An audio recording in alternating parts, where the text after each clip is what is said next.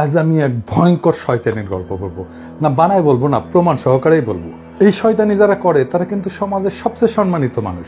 তারা কিভাবে কোন ঘটনা দিয়ে কি ন্যারেটিভ তৈরি করে, কারা করে, কিভাবে করে, সেই অন্ধকার ক্ষমতার কারাকারির গল্প বলবো। অনেকের শুনে খুব খারাপ লাগতে পারে, অবাক হইতে পারেন, কিন্তু অকাট্য প্রমাণ আর কার্যকারণ দিয়া আমি সেই ষড়যন্ত্রকে আজকে উন্মোচিত করব আপনাদেরকে সাথে নিয়ে। আপনারা জানবেন আমরা এক ভয়ঙ্কর ষড়যন্ত্রকে গতকাল রুখে দিছি। আমাদের অনেকগুলো ঘটনা দেখতে হবে আর মিলাতে হবে সেইগুলো একসাথে। আসেন এক বুদ্ধিভিত্তিক রোলার কোস্টারে চলে বসি। গোয়েন্দা গল্পের মতো, থ্রিলারের মতো আপনারা আনন্দ পাবেন, মজা পাবেন, শিহরিয়া উঠবেন। আসেন শুরু করি। জাতিসংঘের মহাসচিব আসলেন, আমরা জানি উনার আসার কি গুরুত্ব সেটাও আমরা জানি, কিন্তু হঠাৎ কইরা বাংলাদেশের অনলাইন সরগরম হয়ে উঠলো কিনিয়া ধর্ষণের ডামাডোল। মনে হলো বাংলাদেশে ধর্ষণ জিনিসটা ছিলই না, হঠাৎ করে ধর্ষণ বেড়ে গেছে। প্রফেসর ইউনূসের সরকার দেশ চালাইতে পারতেছে না। প্রফেসর ইউনূসের আমলে সব পুরুষ ধর্ষক হইয়া গেছে, ধ্বজভঙ্গ যাদের ছিল তারাও এখন ভালো হইয়া গেছে, আর তারা সব ঝেপে পড়িচ্ছে মায়াদের উপরে, তাই না? রাস্তায় রাস্তায় নাটক হচ্ছে, দেখেন।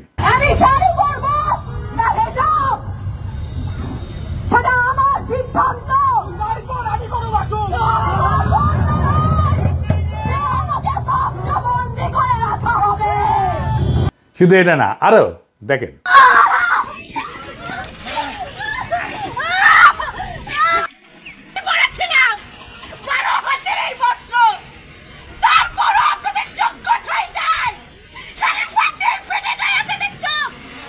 আপনারা মনে করেন তো আগে কখন এরকম দেখেছেন? মুরব্বীদেরও জিজ্ঞেস করেন, দেখেন নাই। তার মানে ধর্ষণ প্রচুর বাড়িছে প্রফেসর ইউনূসের আমলে, তাই না? তাই তো মনে হচ্ছে, তাই না? আসেন দেখি তথ্য কি বলে।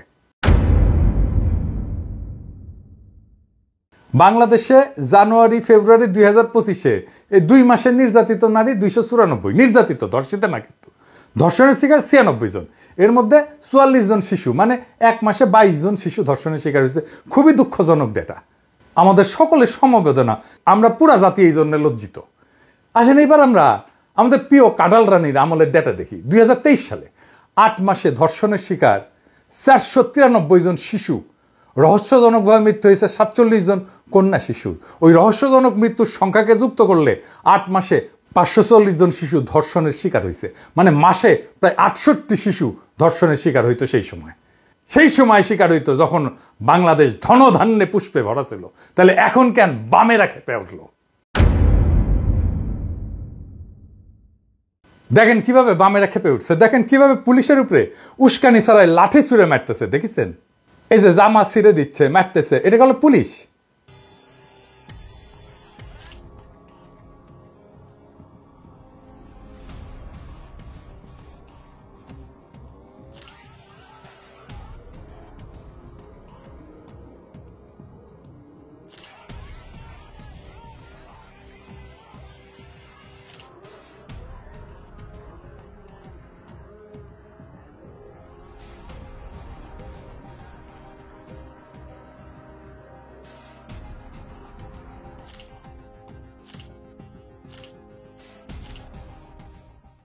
এবার দেখেন রোজা রাখা পুলিশকে কিভাবে মারিছে।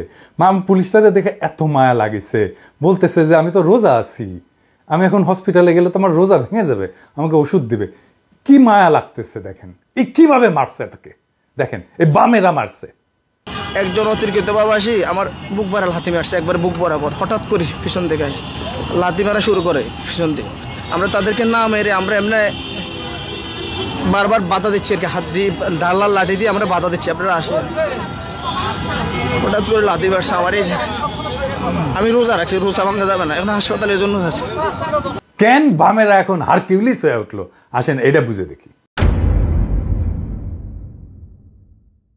সরকারের সাফল্য দেখা যায় মাত্র 4টা জিনিসে। অর্থনৈতিক পরিস্থিতি, মানে আপনার খাবার টাবারের দাম কেমন, জিনিসপত্রের দাম কেমন, দাম কমিছে জিনিসের, কমিছে, তাই না? সবুজ টিক চিহ্ন দেন এডিটর সাহেব। দুর্নীতি, এটা দেখে দুর্নীতি করে এই সরকার, তার শত্রুরাও বলতে পারবে দুর্নীতি করে না, এইখানেও সবুজ মার্ক টিক দেন। 3 নাম্বার, জনগণের আস্থা আছে কিনা, মানে যেটা ভোট টোট দিয়ে তৈরি। এই সরকার যদিও ভোটে আসেনি, কিন্তু তারপরে তো জনগণের আস্থা আছে না, তাই না? আছে, অবশ্যই আছে, এখানেও টিক মার্ক দেন, মাশাআল্লাহ। বাকি থাকলো কি 4 নাম্বার কি অপরাধ প্রবণতা। এইখানে আমরা কোশ্চেন মার্ক দিয়ে রাখি এডিটর সাহেব, এটা এখনো পর্যন্ত আমরা টিক চিহ্ন দিতে পারতেছি না। অপরাধের মধ্যে বিশেষ করে সেক্সুয়াল ভায়োলেন্স বা ধর্ষণের ঘটনা সরকারের উপরে আস্থা কমায় দেয়, সরকারের জনসমর্থন কমে যায়। এগুলো আমার বানানো কথা না, এগুলো অসংখ্য গবেষণায় প্রমাণিত। তাহলে প্রফেসর ইউনূসের সরকারকে বাম্বু দেওয়ার সবচেয়ে কার্যকর কৌশল কি? আপনি যদি হাসিনা হইতেন কি করতেন? আইন শৃঙ্খলা পরিস্থিতি খারাপ সেটা দেখানোর চেষ্টা করতেন, যত না খারাপ তার চেয়ে বেশি দেখানোর চেষ্টা করতেন, তাই না? পারলেন নিজের টাকা দিয়ে অপরাধীর সাথে চুক্তি করে খুন খারাপি দস্যুতা করতেন, তাই না? আওয়ামী লীগ তো 600 ডাকাতকে ভাড়া করেছিল, তাই না? মনে আছে না? ধরেন ঢাকা শহরে তো কয়েকশো মাস্তান আছে, তাই না? আমি এর মধ্যে 200 মাস্তানকে আলাদা করে কথা বলতাম। আপনারা রাজনীতি করলে চিনবেন সবাইকে, কে কি কইরা খায়, কে মাস্তানি করে, কার শত্রু কে, এগুলো সবই জানতেন। একজনকে ডাইকে কইতাম যে এই এদিকে এদিকে তোরে তো উই খায়া দিতে চায়, তাই না? উই কবি হ ভাই, তাই তো। তো শত্রুর তো শেষ রাখতে নাই, বুঝিস না? আমি তো অনেক পছন্দ করি, খাইয়া দে। হ্যাঁ, খাইয়া দিয়া 2 মাস ঘুরে ব্যাংককে আমি টাকা পয়সা দিতেছি, টিকিট করে দিতেছি। আরে টাকাটা রাখ, আমি সামাল দিতেছি, লাগাই দিতাম খুনাখুনি, শিখে দিচ্ছি না সব টেকনিক। এটা রিস্কি, টাইম লাগে, অনেক টাকা লাগে, এটা রিসোর্স ইন্টেন্সিভ গ্যাঞ্জাম।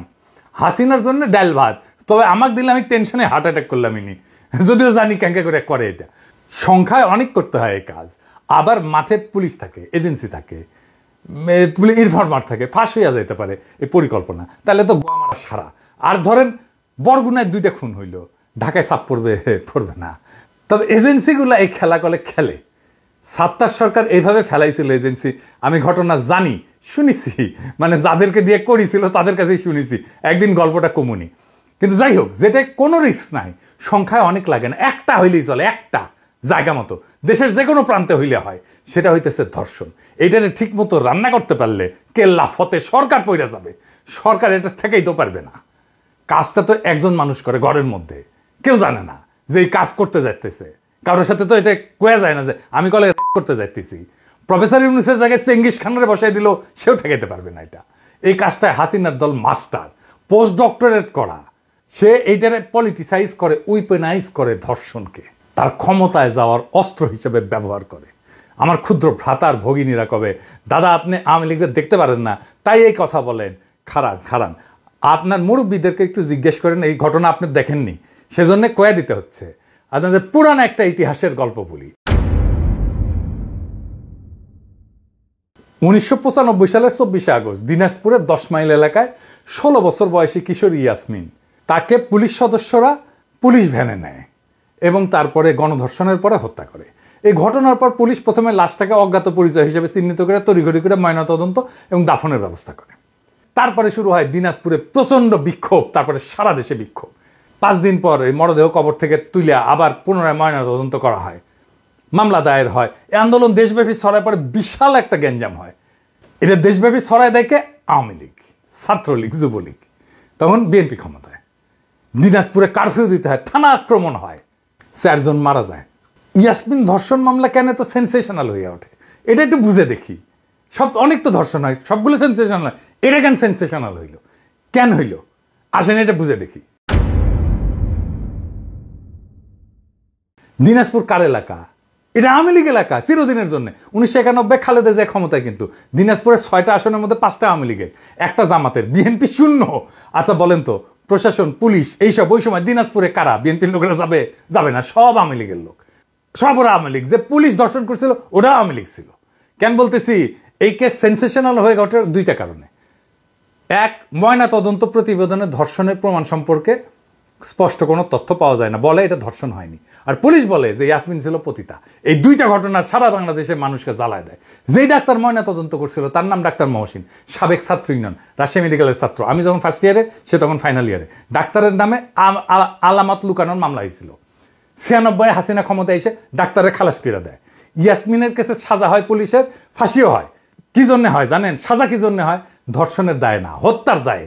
মামলার কাগজ উঠে দেখতে পারেন, আমি মিজা কথা কইতেছি না। ফাঁসি কার্যকর করে খালেদা জিয়া 2004 সালে। 1996 হাসিনার মূল ক্যাম্পেইন ছিল মা বোনদের ইজ্জত রক্ষায় ব্যর্থ বিএনপির বিরুদ্ধে ব্যালটে রায় দিন, হাসিনা জিতে। তো আওয়ামী লীগ ইয়াসমিন তো ধর্ষিতা হয় নাই, তুই তো ছেড়ে দিছু ডাক্তারকে, কাগজে কলমে তো তাই। ইয়াসমিন স্তম্ভ করে কে? সিপিবির মহিলা উইং, মহিলা পরিষদ, দেখেছেন? একইভাবে আসিয়ার ধর্ষণ এবং মৃত্যুকে উইপনাইজ করতেছে, আওয়ামী লীগ করতেছে, এই সিপিবি ছাত্র ইউনিয়ন এদেরকে দিয়া ধর্ষককে গ্রেপ্তার করছে, দ্রুত বিচারের জন্য মামলা করছে। বামের আর কি চায়? ওরা বলুক আর কি চায়, বলতে পারবে না।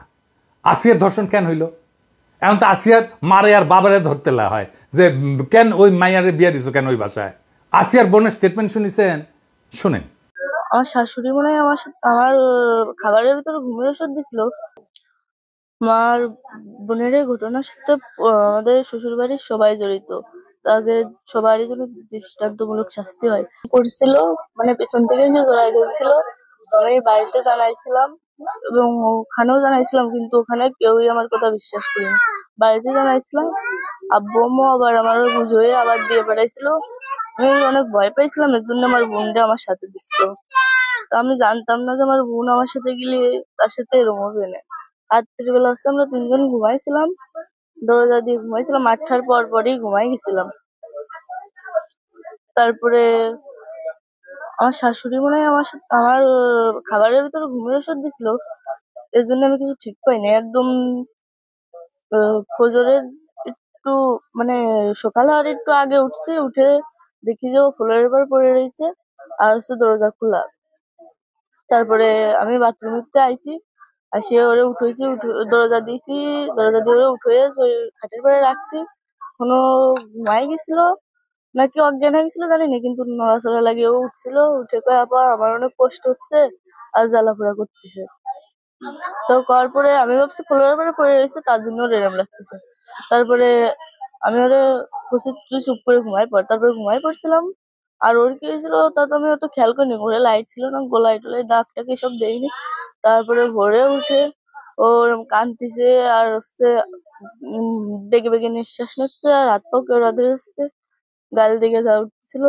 এরপর আমি ওর কাছে শুনছি যে তুই রাত্রে এরম করলি, আবার এখন ওরম করতেছিস, তোর কি সমস্যা? তারপরে ও বললো যে সবাই আমার সাথে এরম করছে, ভাইয়া আসছে দরজা খুলে দিচ্ছে। তো আমি করছি যে তোর সাথে এরম করলো, তা আমি তো টের পেলাম না, করলো যে আমার ঘরের থেকে বাইরে নিয়ে গেছিল। মনে করেন যে ও প্রায় মারাই গেছে, ওরা মনে করছিল যে ও মরেই গেছে, এর জন্যই মানে ওরা ছাড়ছে না, কেউ টের পেয়েছিল এর জন্য ছাড়ছে। ওর খালি পেটে নিঃশ্বাস আছে আর গোলা দিয়ে ঘা হয়ে গেছে। মনে করেন ও যতটুকু কষ্ট পাইছে তাকে তো ফাঁসি দিলেই তো কমই শাস্তি, তাকে সবার জন্য ফাঁসি হয়। আচ্ছা বলেন তো, এটা কি কোহেরেন্ট স্টেটমেন্ট? খুব সম্ভাবনা আছে আসিয়ার বোন পার্ট অফ দ্য ক্রাইম। কেন? এটা শোনেন। আপনি তো আসিয়ার বোন, আপনি তো যেদিন ধর্ষণ হয়েছে আপনি তো এখানে ছিলেন না? যেদিন ধর্ষণ হয়েছে সেদিন নিয়ে আপনি কিছু কথা বলছেন টেলিভিশনের সামনে, আমরা দেখেছি, সারা বাংলাদেশের লোক দেখছে। তো আপনি বলছেন, একবার বলতেছেন যে আমি ওয়াশরুমে গেছিলাম এই সুযোগে ধর্ষণ হয়েছে, আপনি আরেকবার বলতেছেন যে রুম থেকে বের করে নিয়ে ধর্ষণ করছে, আপনি আরেকবার বলতেছেন যে ধর্ষণের সময় আমি ঘুমোইছিলাম, আমি কিছু ঠিক পাইনি। আসলে কোনটা সঠিক? আমি তো ওইটাই বলি না, আমি বলছি যে আমি ঘুমোইছিলাম, ও যখন বাথরুমে উঠছে সেই সময় দেখি যে ওইখানে পড়ে রয়েছে, এইটাই বলছি। আপনি বলছেন যে সিহারের পরে, আবার বলছেন রাত 2:30টা, এটা মানে টাইমটা আসলে মানে আমাকে তো সিহারি খাই 2টার দিক, তারপরের কথা বলছি। আচ্ছা একটু আপনি একটু মানে প্রথম থেকে মানে রাত থেকে কি ঘটনা ঘটছে এটা আমাদেরকে বলেন তো। প্রথম রাত থেকে সব ঠিক ছিল, ঘুমাই গেছিলাম 8টার দিকে ঘুমাইছি। আমি আমার জামাই আর আমার বোন, আমার বোন হচ্ছে আমার পাশে ঘুমাইছিল। তা আমি জানতাম না যে ওর সাথে ওরম হবে না।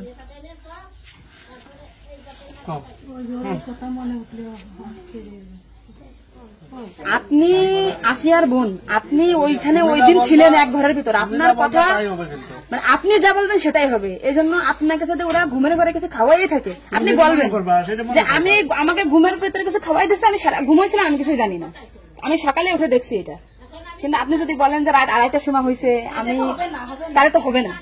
আপনার কথা শোনার জন্য বাংলাদেশের লক্ষ লক্ষ মানুষ অপেক্ষায় আছে যে আপনি আসলে যেখানে ছিলেন, আপনি যেহেতু বোন, আপনার বাড়ি যে হয়েছে ধর্ষণটা, সেহেতু আপনি তো মানে জায়গায় ঘরে ছিলেন, আপনি যা বলবেন সেটাই হবে। কিন্তু আপনি যদি এরকম ভুল ভাল কথা বলেন তাহলে আলাদা বক্তব্য দিতে আমাদের এখানে যা দিচ্ছে না টোটালি কিন্তু। তাহলে আপনি তো কি মাগুরা নিউজে আছেন না? আমি আছি মাগুরা নিউজে, আমি দৈনিক ঘরে ডাকে। কাদের সাথে মিল না রাখে আসলে আপনার আপন বোন বিষয়টা সেইভাবেই আসলে বলতে হবে। আর এখানে যে আপনি আপনার স্বামীরে বাঁচাই দিলেন বা আপনার শ্বশুরে বাঁচাই দিলেন এরকম না, কিন্তু এতটা সহজ হবে না। কিন্তু বরঞ্চ আপনার এই আপনি যদি এই তাল্টে পাল্টে কথা বলেন, বিবাদ কিন্তু আপনার নিকটেই, বিবাদ কিন্তু আপনার। আপনি এদের ঘুরে বেড়াচ্ছেন, এটা ঘুরে বেড়াইতে পারবেন না। আপনিও কিন্তু ওদের সাথেই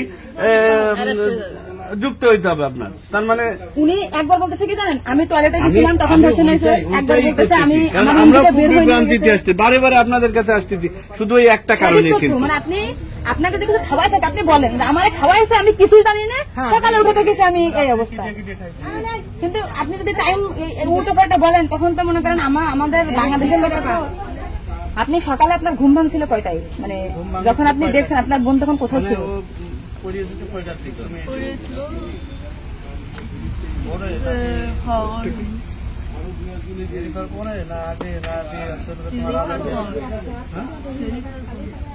আপনি 8টার সময় ঘুমাইছেন, তারপরে কি আপনার ঘুম ছেড়ে খাওয়ার পরে ভাঙিছে? তার ভিতরে আপনি কিছুই জানেন না। আপনি এটা সুন্দর করে এখন যখন বললেন, কিন্তু মাঝে যে কথাগুলো বলেছেন এগুলো তো আসলে আপনি রিল্যাক্স হন, আপনি রিল্যাক্স হন, আপনি রিল্যাক্স হন, আপনি রিল্যাক্সে বলেন। এই আপনার ভাই, এগুলো আপনার ভাই, আমরা আপনার বোন, আসি আমার বোন, আসি আমাদের বোন, আমি নিজের এখন আসি। আপনি যদি এই কথা উল্টো পাল্টা বলেন, আমরা বাংলাদেশের লোক তো ডিপ্রেশনে চলে যাচ্ছি আপনার কথাই। রাত্রে আপনার ঘুমের ওষুধ খাওয়াই দিছে, এই খাওয়াইছে আপনার কে মনে হয়, কে খাওয়াইছে আপনার ঘুমের ওষুধ? আপনার শ্বশুর না আপনার স্বামী না আপনার শাশুড়ি? খাওয়ার সময় তো আমি আর আমার শাশুড়ি ছিলাম। আচ্ছা, আপনার কি মনে হয়, আপনার যেহেতু আপনি ওই বাড়িতে আপনার সংসার করছেন, আপনার মনে হয় কে খাওয়াইছে আপনাকে, মানে আপনার শাশুড়ি না আপনার শ্বশুর হতে পারে? আমার শাশুড়ি, শ্বশুর তো খাওয়ার সময় থাকে না, আমার শাশুড়ি তো থাকে। তাহলে আপনার কি মনে হচ্ছে আপনার এই ঘুমের ওষুধ আপনার শাশুড়ি খাওয়াইছে? কিন্তু আপনার শাশুড়ি যদি খাওয়াই থাকে তাহলে ধর্ষণটা আপনার শ্বশুর কিভাবে করলো? মানে ওনারা তো সবই জানে। তা আপনি কি এটা কখনো কি মেয়েদের সামনে আগে বলছেন যে তাই তো আপনার শাশুড়ির 3 দিন বাইরে থাকার কথা না, সবার আগে তো উনি অ্যারেস্ট হওয়ার কথা? আপনি কি এটা আমাদেরকে জানাইছেন, সোশ্যাল মিডিয়াতে জানাইছেন? জানাইছেন শোনা? আজকে আমরা হয়তো জানতে পারলাম যে আপনার ঘুমের বড়ি যে খাওয়াইছে বা ওষুধ খাওয়াইছে এটা আপনার শাশুড়ি খাওয়াইছে। তাই তো এদের পরিকল্পিত না, মানে পরিকল্পিত ছিল ওদের আগে থেকে। আপনার কি মনে হয়? মানে ওই যে আমার সাথে আর কথা ছিল, কিন্তু আমার সাথে পাই নাই বলে মানে আপনার শ্বশুরের বা আপনার শাশুড়ির আপনার সাথে কোনো কিছু রাগারাগি বা কোনো কিছু আছে নাকি, বা কোনো টাকা পয়সা চাইছিল দেননি, এরকম একটা ক্ষোভ বা রাগ এরকম কিছু আছে নাকি যে আপনার সাথে আমাদের কাজ করছে? আসিয়া আপনাকে কি বলছিল যখন আপনি তখন আসিয়া কি বলে? আর ভাইয়া আছে দরজা খুলে দিচ্ছে, আমি বলছি আমি তো ঘরের ভিতর ছিলাম, তাহলে আমি কিছু টের পেলাম না। কেন বলছে কি আমার হচ্ছে ঘরের বাইরে গেছি। এরপর থেকে তো আসিয়ার জ্ঞান না, মানে ওইটুকু সময় ও অস্থির যাচ্ছিল, আর আপু আসছে বাইরে, আপুর বাসা মনে বাইরে, আমার বাসা যশোরে, আমি যশোর থেকে। আমি শুধু ওনার একটা ভিডিও দেখে আসছি যে উনি উল্টো পাল্টা কথা বলতেছে, এই সঠিক কথাটা বলেন। আমরা ঘুমাইছিলাম, 8টার পর পরে আমি ঘুমাই গেছিলাম, আর বউ আমার সাথে ঘুমাই গেছিল। তারপর এর মধ্যে কিছু ঠিক পাইনি, কিন্তু দৈনিকে সেরি খাওয়ার জন্য সবাই ডাক দেয়, কিন্তু সেদিন সেরি খাওয়ার জন্য কেউ ডাক দিচ্ছিল না। একদম সেরির পর উঠছি, সকাল হবে সেই সময় উঠে দেখি ও মেঝেতে পড়ে রয়েছে, দরজা খোলা ছিল। তা আমি ওটা বাথরুম থেকে দরজাটাকে ওটা উঠেছি, তুলে বিছানাটা রাখছি, মানে জ্ঞান হারাইছিল না ঘুমাই পড়ছিল জানি না, কিন্তু নাড়াচাড়া লাগার কারণে উঠে গেছিল। উঠে করছে আপা আমার অনেক কষ্ট হচ্ছে আর জ্বালা পোড়া করতেছে, আমি বলছে ফ্লোরের পরে পড়ে রয়েছে এর জন্য ওরকম হয়েছে। তারপরে ও ঘুমাইছিল না কি জানি না, আমি কাছে চুপ করে ঘুমাই পড়। তারপরে আমি ঘুমাই গেছিলাম, সকালে ভোরে 6টার দিকে ও বসে কাঁদতেছিল আর বেগে বেগে নিঃশ্বাস নিচ্ছিল। তারপরে আমি বলছি কি হয়েছে তোর, ওরকম কাঁদতেছিল রাত্রেও, আবার হলো ওরকম করতেছি, সাতফল করে আদর আসছে। ও তারপরে করছে মানে তাও আমার সাথে এরকম করছে, আর হচ্ছে ভাইয়া দরজা খুলে দিছিল। তো আমি করছি আমার এই ঘরের ভিতরে হইলো, আমি তো কিছু টের পেলাম না, তো বুঝতে আমার ঘরের বাইরে। আপনাকে একটা ছোট্ট প্রশ্ন করি, কিন্তু আপনি এর আগে টেলিভিশন থেকে আপনার ইন্টারভিউ নিয়েছে, আপনি বলছেন যে রাত 8টার দিক হয়েছে আনুমানিক, তারপরে এই হয়েছে, আপনি মানে এই মাঝের কথাগুলো তো আপনি জানেন না। সুন্দর, এখন আপনার কথা ভালো লাগছে, আপনাকে থ্যাংক ইউ। এই যে মাঝে যে কথা বলেন এগুলো আপনি কেন, মানে ভয়ে বলছেন নাকি ওদের বাঁচানোর জন্য বলছেন? তো ভয় দেখানো হয়েছিল, মানে কথাগুলো যে বলছেন এটা কি আপনাকে শেখাই দিয়েছে নাকি আপনি নিজে থেকে বলছেন? না তাহলে আপনি নিজের থেকে মাঝের যে কথাগুলো আপনি স্কিপ বলছেন, এটা তো আপনার বলা তো অন্যায় হয়েছে। তাহলে আপনি নেক্সট টাইম, মানে আমরা খুব, মানে আমি আপনার ভিডিও 100 বার দেখেছি, 70 টাকা না জানি, আজকে দেখেন আমি 10 থেকে আইছি, আপনাদের ওই বাড়ি গেছিলাম আমি, ঠিক আছে। ভয়তে সবকিছু উল্টো পাল্টা গেছে, এক কথায় মানুষ সবসময় বারবার জিজ্ঞাসা করে মাথার ভিতরে উল্টো পাল্টা হয়ে গেছে। আচ্ছা ঠিক আছে আপু, শুনো, আপনি নেক্সট টাইম থেকে আপনি এই সঠিকটা, মানে এই যে ঘুমাইছিলেন সকালে এটা হয়েছে, আপনি এটা বলবেন। মাঝের কথাগুলো আপনার এক্সট্রা বলার দরকার নেই, বললে আমরা বিভ্রান্তি হয়ে যাই, ঠিক আছে। যাক, এখন বুঝলেন তো কাহিনী। শুনেছেন, ঘর থেকে বাইরে নিয়ে গিয়ে ধর্ষণ করেছে, একবার এক এক কথা কইতেছে, একবার করে সেরির আগে, একবার করে সেরির পরে, ওরে ঘুমের ওষুধ খাওয়াইছে। কোন স্টেটমেন্টই আপনি সাবস্টেন্সিয়েট করতে পারবেন না।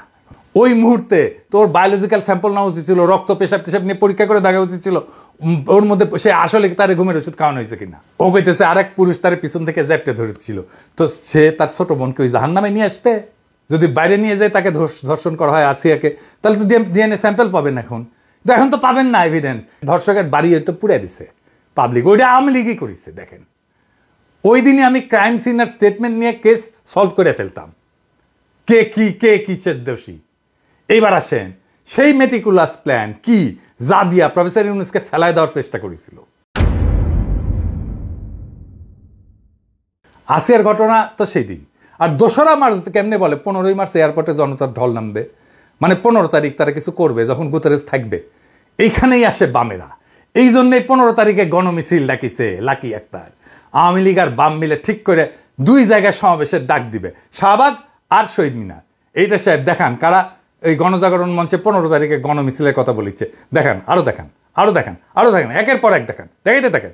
দেখেছেন, দেখেন, দেখেছেন তো 15 তারিখের প্রস্তুতি দেখেছেন আওয়ামী লীগের। আবার দেখান আওয়ামী লীগের সিক্রেট গ্রুপে তারা দেখা কইতেছে লাকির দেখানি পথে যাইতে হবে। সাথে নিচে আসে সন্তুল আর্মাকে, যে কিনা দেশের বিরুদ্ধে যুদ্ধ করছে, যার হাতে আমাদের অসংখ্য সৈনিক আর অফিসারের রক্ত লেগে আছে, যে পার্বত্য চট্টগ্রামকে বিচ্ছিন্ন করতে চেয়েছে বাংলাদেশ থেকে ইন্ডিয়ার সাহায্য নিয়ে, ইন্ডিয়ান মাল পুরাটা। এবার বুঝেছেন তো প্ল্যান, সব ইন্ডিয়ান মাল, সব ইন্ডিয়ান রসুনের গোয়া কেমনি এক জায়গায় মিলিছে। 15 তারিখের ওই গণমিছিলে সুশীল লীগ, আফসোস লীগ, ছাত্রলীগ সবাই নাম তো দিছেই গণমিছিল, 1010 লোক নামানোর পরিকল্পনা নিয়েছিল। অমি পিয়াল বলিছে না 20 তারিখে এয়ারপোর্ট বন্ধ করে দিয়া ছাত্র নেতাদের আটকাইতে বলেছিল না। আপনি প্ল্যান বুঝেছেন, সব ইন্ডিয়ান মাল নামিছে, মার খাইছে পুলিশ। আর প্রথম আলো নিউজ করছে ছাত্র সংগঠনের উপরে হামলা। দেখেছেন তো, দেখেছেন তো সব ইন্ডিয়ান মাল কিভাবে নেমে পড়েছে এই ধর্ষণ ইস্যুটাকে উইপেনাইজ করে প্রফেসর ইউনূসের সরকারকে বেসামাল করে দেওয়ার জন্য। আমি বলছি সিপিবি অফিসে আমি দখল করে নেব, ওরা গণমিছিল বাতিল করেছে। ইত্তেফাকের রিপোর্ট শুনেন। হত্যা, ধর্ষণ, নিপীড়নের বিচার এবং স্বরাষ্ট্র উপদেষ্টার অপসারণের দাবিতে শনিবার গণমিছিলের কর্মসূচি দেয় বামপন্থী 8টি সংগঠন। এর পাল্টায় ঢাকার পুরানা পল্টনে বাংলাদেশের কমিউনিস্ট পার্টি সিপিবির কার্যালয়কে ছাত্র জনতার কার্যালয় বানানোর ডাক দিয়েছেন লেখক ও অনলাইন অ্যাক্টিভিস্ট পিনাকি ভট্টাচার্য। রাত থেকেই এ নিয়ে উত্তেজনা ছড়িয়ে পড়ে। এর পরিপ্রেক্ষিতেই পিছু হটে বাম ছাত্র সংগঠনগুলো। পরিস্থিতি বুঝে কর্মসূচিতে যোগই দেননি ছাত্র ইউনিয়নের সাবেক সভাপতি লাকি আক্তার। সিপিবির লোকেরা হারকিউলিস চাই দিচ্ছে, আমার নামে স্লোগান দিচ্ছে, শুনেন। পিনাকির বিরুদ্ধে লড়তে হবে একসাথে, লড়তে হবে একসাথে, পিনাকির বিরুদ্ধে, উগ্রপন্থীর বিরুদ্ধে লড়তে হবে একসাথে, লড়তে হবে একসাথে, উগ্রপন্থীর বিরুদ্ধে। কমরেড কমরেড গড়ে তোলো ব্যারিকেড, গড়ে তোলো ব্যারিকেড, কমরেড কমরেড। হ্যাঁ, সিপিবির লোকেরা প্রিন্সরা জিগায়েন যে সে আমার ফোন দিয়া কি কইছে, তারাই জিগায়েন, আমি আর কইলাম না। গ্রেস দিছি কয়েকদিন, প্রিন্স মিয়া জানে কেন গ্রেস দিছি। আমি প্রিন্সরে কইছি ইন্ডিয়ান লেসপেন্সারি বাদ দেন, লাকিরে আর MM আকাশকে বহিষ্কার করেন, শাহবাগে অংশ নেওয়ার জন্য ক্ষমা চান, বাকশালে যোগ দেওয়ার জন্য ক্ষমা চান, পার্টিতে ইসলাম বিদ্বেষের চর্চা বন্ধ করেন ঘোষণা দিয়া। আমি তারে কইছি আগামীকাল রক্ষা পাইল আখেরে সারা বাংলাদেশে আপনার অফিস দখল করে নেব। আমি বলছি নিব, আজ হোক কাল হোক, ওইটা আমি নিবই। আমি শুধু সিপিবির পুরানা পল্টন না, সারা দেশের সিপিবির অফিস আমি দখল করে নিব। আমি কয়া দিলাম তো, আমি হঠাৎ কোনো কাজ করি না, তাই আগাম ঘোষণা দিয়ে রাখলাম, হাড্ডি গুঁড়া করে দেব শালা ইন্ডিয়ান দালালের বাচ্চা।